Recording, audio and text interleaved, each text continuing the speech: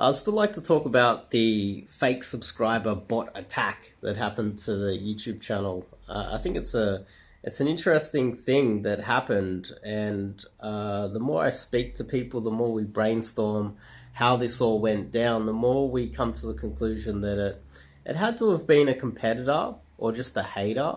If someone was to just buy a bunch of fake subscriber bots, followers for all your social media, if they were to do it and they weren't a competitor that didn't have a phase two, this would arguably be phase one of phase two or phase three of a strategy to discredit somebody. So for instance, if you are just a hater, what real benefit can you get from buying followers for someone if you can't bring attention to it by using some form of social media? So for instance, if you are a hater of someone, you buy them a whole bunch of followers, they might get the boost in vanity metrics somehow, and it might not affect them negatively in any way, shape or form. Which means that you would have to have some sort of a social media following or some way of perpetuating some form of lie propaganda to try and attack the credibility of someone that you bought the subscribers or bots for. So just logical conclusions, you start to break down and try to figure out who this could be. It would have to be someone with some form of social media that would, phase one, buy a bunch of fake subscribers. Phase two, go to Social Blade, see the spike, make the assumption in a video that I bought fake bot subscribers for myself, and put that into a video and accuse me of buying fake subscribers for myself and followers for myself, and say, oh, well, if that's fake, what else is fake about this guy? And then you go down the rabbit hole of phase two, phase three, of discrediting someone based on something that the person who's discrediting you actually did to you in the first place. So the whole thing is a kind of like a psyop to try and, or propaganda campaign to try and attack somebody. Now, there is a checkmate to this. So for instance, if someone was to do that, buy fake subscribers, which cannot be traced, there's no way of tracing it, that person could have paid someone in cash to use their account to pay for it, and then how are you going to find what website sent the fake bot accounts to your subscriber base, and then get some sort of a lawyer to go and get hold of the information on who's been buying subscribers and where they've come from? And that would be, it wouldn't be impossible, but it would be almost impossible to do. And so this can be something that it's an anonymous attack that would be very difficult to track down.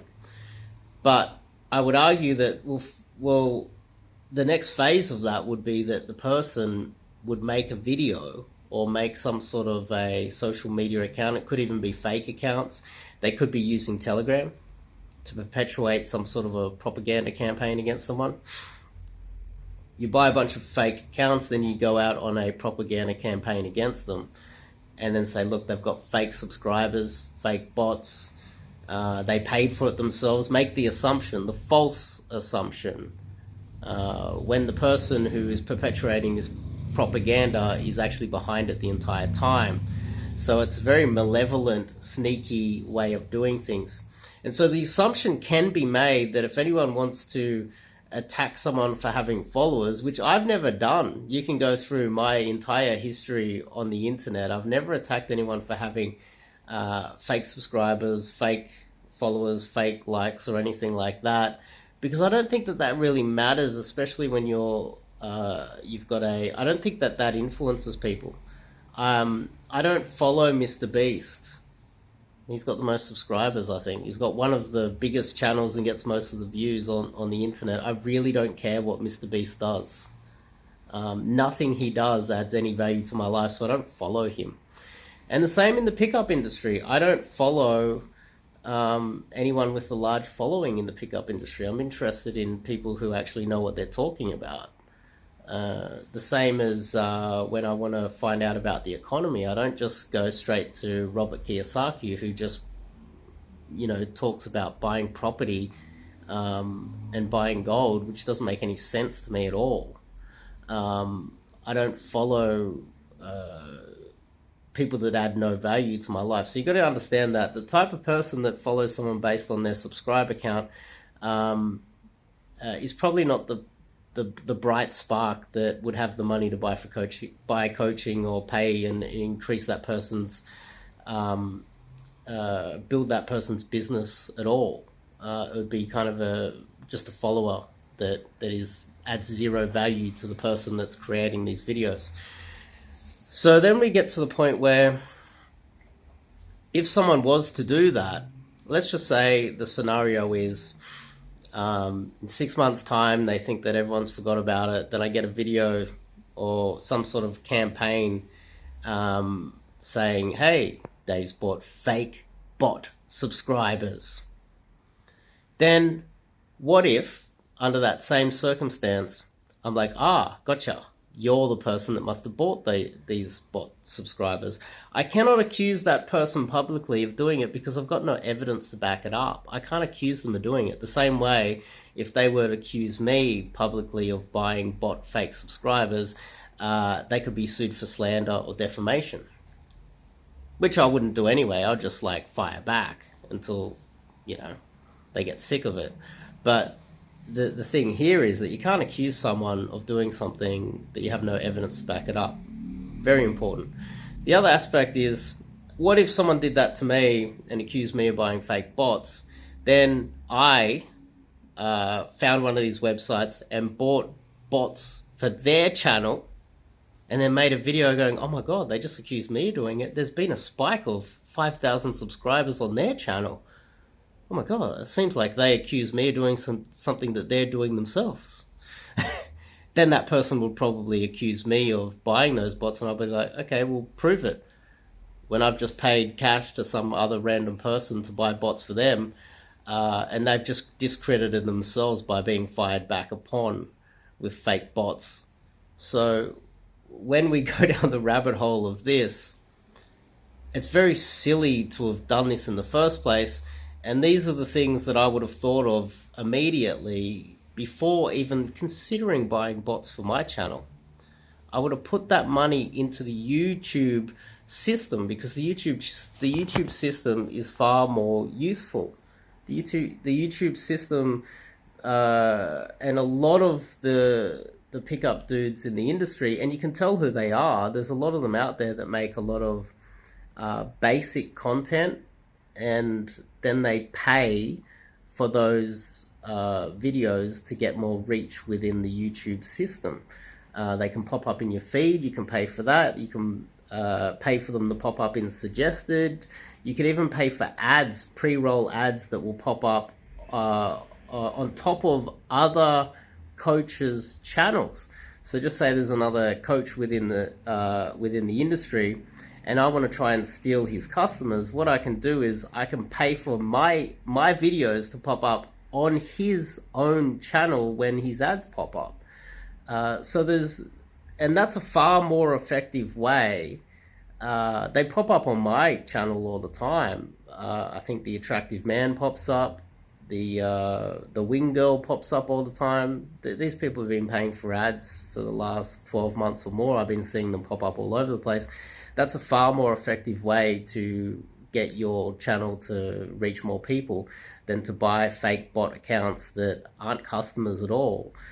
Paying for ads through the YouTube system will actually get you in front of people, real people that are more likely to buy your products and subscribe to your channel and have real subscribers that keep coming back. So just the common sense aspect of this would be evidence of the only two types of people that would buy subscribers, fake bot subscriber accounts for their YouTube channel. they're either really stupid, which I am not. I actually have a Facebook, YouTubers collaborations Facebook group that I've had for like 5 years. I have many people in there that I talk about social media, and I get those people that post in there, and I ban them immediately, saying, hey, buy some bot subscribers. It's stupid because it doesn't help you in any way, shape, or form. So the first type of person that would do that doesn't understand how this works, and I would never do that myself. So why would I do something that harms my channel and doesn't get me more customers or get me more real subscribers under the guise of some sort of vanity metric? I'd be better off actually putting that money into the ads, obviously, but into an editor to make better videos than this. You can see by the type of video that I'm making, I'm not the type of guy that spends a lot of time editing and making it all flashy and fake. The type of person that believes that and wants to dress up and, you know, do all the fake social media stuff with 20 girls or in the nightclubs or whatever, you know, like the flashy guys that are out there doing that, they're probably more likely to care about the vanity metrics. I focus on real game, which is me just being myself, like dressing like this, being an old man picking up girls half my age, which takes skill. I focus on the skill of cold approach. I don't focus on buying a table.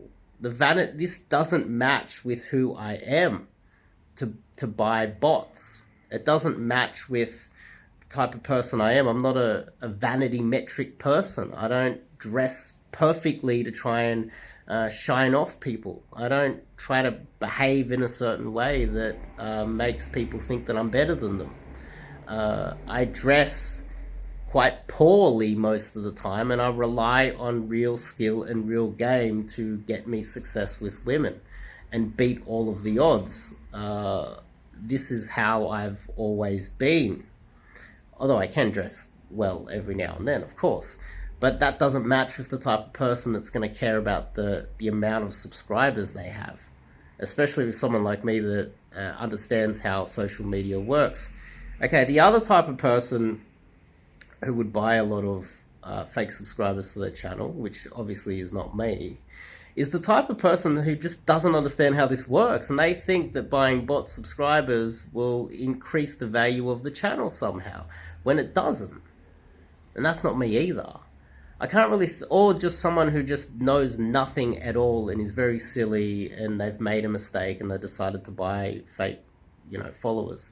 There is a guy that I do know of. I know personally. He's in Manila, and he's paying for views, and he's got fake followers and pays for comments and things on his channel.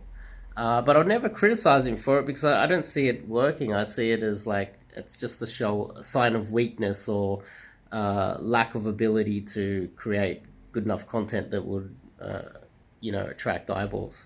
So now we've established that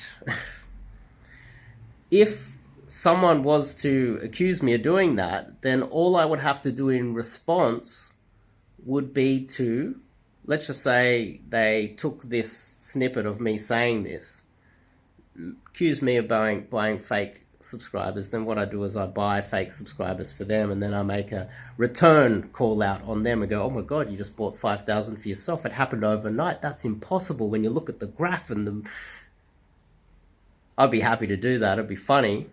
Then that person would instantly know that I had something to do with buying subs for them. But that's the game here, in reverse, because I would make that assumption before even making the video that they were the ones that were responsible for buying fake subscribers for me. Now, both of us will be making assumptions based on no evidence at all, but the thing is, if I was to be, have to give over my bank records and prove that I didn't buy them for for the other person, the other coach, what if I just pay a friend? What if there's a friend that wants to get in on the drama and doesn't like the other coach, and I just pay them cash and they use their bank account? It'll be untraceable. And you can't accuse people of things without evidence. That's just, you know, that's the world we live in. We don't live in a world where you can go on witch hunts. Everyone's innocent until proven guilty, and I think I've proven my point many times so far that there's no way that I would have done that.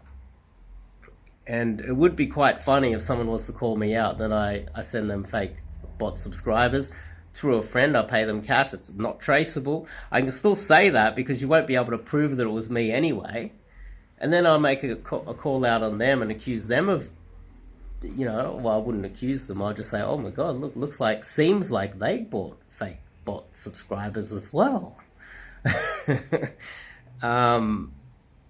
And what does anyone achieve from any of that? And then we get back to the very beginning of this, where I clearly wasn't silly enough to buy it for myself.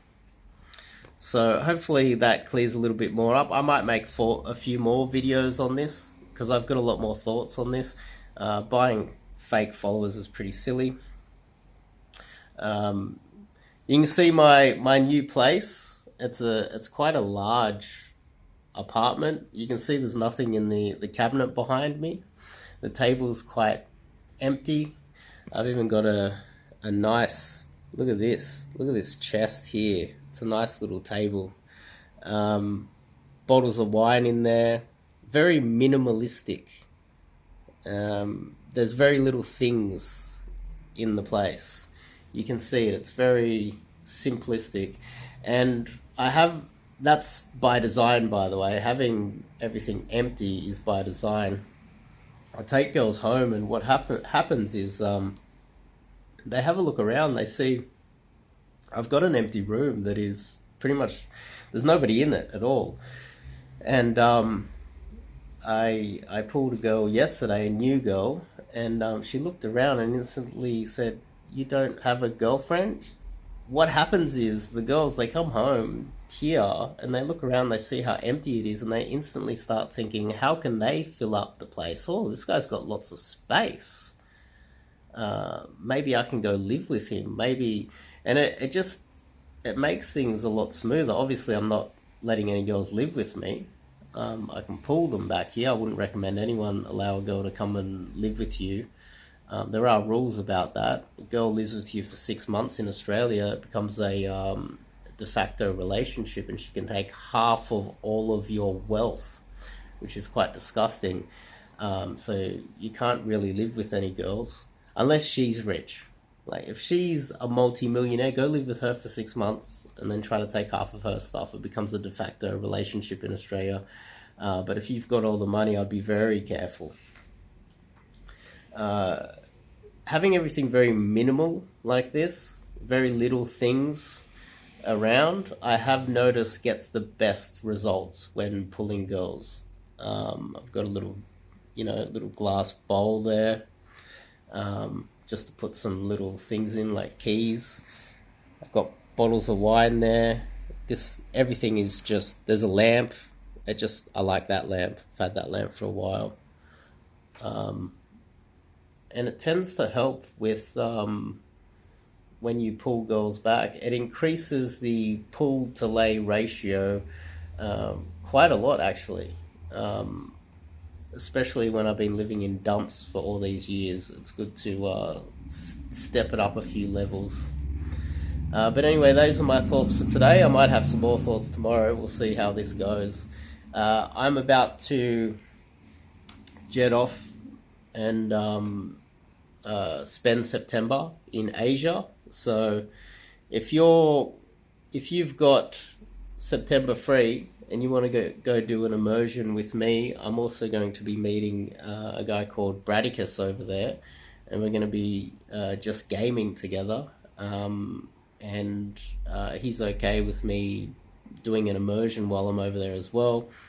If you were to come, you would get an entire month with Bradicus as well, for the price of literally just doing 1 week immersion that would normally cost you to do it for 1 week in Australia. But you'll be able to hang out with us for an entire month and game with us the entire time. So it is, it's cheaper over there. That is why. So hit me up if you're keen to do that. You're going to have to move fast because we'll be booking flights in a couple of days. And if you're keen, hit me up, and we can get on to that real soon. See you guys tomorrow.